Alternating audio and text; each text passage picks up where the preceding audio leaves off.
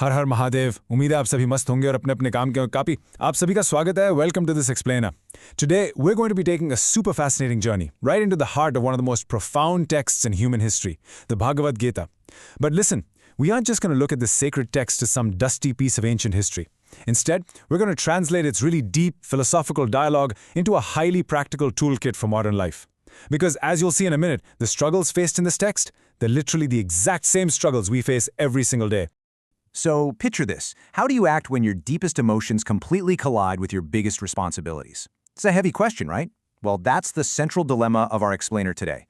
Thousands of years ago, on the dusty battlefield of Kurukshetra, Prince Arjuna faced this exact crisis. He was totally paralyzed. You see, it wasn't just a physical war. It was a devastating human crisis of clarity. And honestly, who hasn't felt that? That gut-wrenching feeling of being torn between what you feel so deeply in your heart and what you know logically is your fundamental duty. All right, let's take a quick look at our roadmap. We'll be covering 1. The crisis on the battlefield. 2. Unpacking the yogas. 3. The illusion of action. 4. The eternal soul. And finally, number 5, modern lessons from ancient wisdom. Let's dive in. Part 1. The Crisis on the Battlefield. Arjuna's Moral Dilemma. Okay, so let's set the scene. We find ourselves smack in the middle of the epic Mahabharata war. Prince Arjuna is emotionally broken, flat out refusing to fight his own family members, his teachers, and his friends. When he breaks down, his charioteer, who happens to be Lord Krishna, steps in. And what follows is a massive 700-verse philosophical intervention. Krishna steps up here not just to drive a chariot, but to serve as a spiritual guide, pulling Arjuna out of his total despair. You can clearly see the core conflict mapped out here: emotion versus responsibility. Arjuna's overwhelming grief is colliding head-on with his fundamental societal duty as a warrior. It's just this heavy, paralyzing weight. I mean, how do you move forward when doing the right thing feels so emotionally destructive? To answer this, Krishna starts introducing some truly profound spiritual concepts to shift Arjuna's perspective entirely. Which brings us to Section 2, Unpacking the Yogas, Paths to Liberation.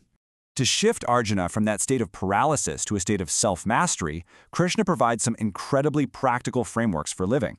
He breaks down 3 core yogas. Now, think of these as different paths up the exact same mountain. First up, there's Karma Yoga, the path of selfless action. Then you've got Bhakti Yoga, which is the path of devotion, and finally, Jnana Yoga, the path of deep knowledge and wisdom. Krishna explains that true spiritual growth usually requires a mix of all these: the discipline of right action, the clarity of wisdom, and the surrender of devotion. Moving right along to Section 3, the illusion of action, redefining true renunciation. Here's where Krishna completely flips Arjuna's worldview upside down. He says, look, true renunciation isn't about abandoning your actions. It's actually about abandoning your attachment to the outcomes. And this whole idea hinges on Dharma. Now, what is Dharma? Basically, it's your fundamental duty or role in life. The Gita teaches that everyone, literally everyone, has an essential role to play in the grand scheme of things. Following your duty, especially when it is brutally difficult, is absolutely crucial. This is exactly why Arjuna can't just abandon his post. His dharma, his duty as a warrior in a righteous war, requires him to stand up and fight. And honestly, this leads perfectly to what is probably the most famous quote of the entire text. You have the right to perform your duty, but not to the fruits of your actions. Wow. Just think about that for a second. This is the absolute anchor of Karma Yoga. We have to act with total focus, intensity, and integrity, sure, but we must remain entirely emotionally detached from whether we succeed or fail. It sounds crazy, right? But when you let go of all that anxiety about the result, you actually free yourself to perform the action perfectly. All right, on to Section 4, the eternal soul, beyond the physical body. Now, Krishna shifts gears. He goes from telling Arjuna how to act to explaining the very nature of reality itself. He introduces the concept of the Atman, the eternal, unchanging, and indestructible soul. Krishna tells Arjuna that his immense grief is actually misplaced. Why? Because the physical body is completely temporary, but the soul is immortal. Weapons can't cut it. Fire can't burn it. By really internalizing this, Arjuna's entire perspective on life, death, and the people standing across from him on the battlefield is fundamentally transformed. But what about the physical world we do live in? Well, to explain those mechanics, Krishna lays out this brilliant framework called the 3 gunas. These are essentially the qualities of nature that govern human behavior. Everything in the physical world is a mix of these three. You've got sattva, which is all about purity and light. Then rajas, which is passion and relentless activity. And finally, tamas, which represents darkness and inertia. Understanding exactly which guna is driving your mind at any given moment, that is the ultimate key to self-mastery and breaking free from illusion. Now, before we bring things back to the present day, we absolutely have to talk about Chapter 11. This is the big one. It's the moment Krishna reveals the Vishwarupa, his universal, cosmic form.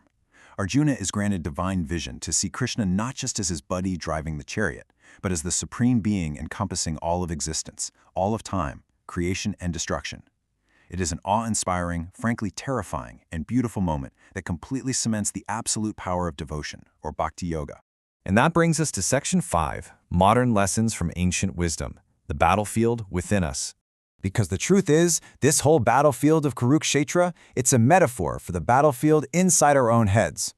Arjuna's psychological journey maps out this really beautiful structural logic for our own lives. I mean, look at the progression. It starts in Chapter 1 with complete and utter despair. Then, Chapters 2 through 6 step in to provide the grounding tools of action and knowledge. Chapters 7 through 12 elevate the mind through devotion. And finally, Chapters 13 to 18 lead to absolute clarity and liberation. It's quite literally a step-by-step guide from breaking down to breaking through. So, what is our practical toolkit for today? The Gita basically boils down to these 3 steps. Number 1, fulfill your duty with absolute integrity, whatever your role in life happens to be right now. Number 2, practice emotional detachment. Do the hard work, but let go of the obsession with the outcome. And number 3, cultivate inner peace and control through discipline and wisdom. Honestly, this is how you handle modern stress. This is how you make those really tough decisions. So I want to leave you with this provocative question to really chew on. What is your Kurukshetra, and what is your duty within it? Take a moment today to think about where you might be letting emotion cloud your responsibility, and how you can step up to act with clarity and detachment. Thanks for watching this video. For more such valuable information, please subscribe to our channel.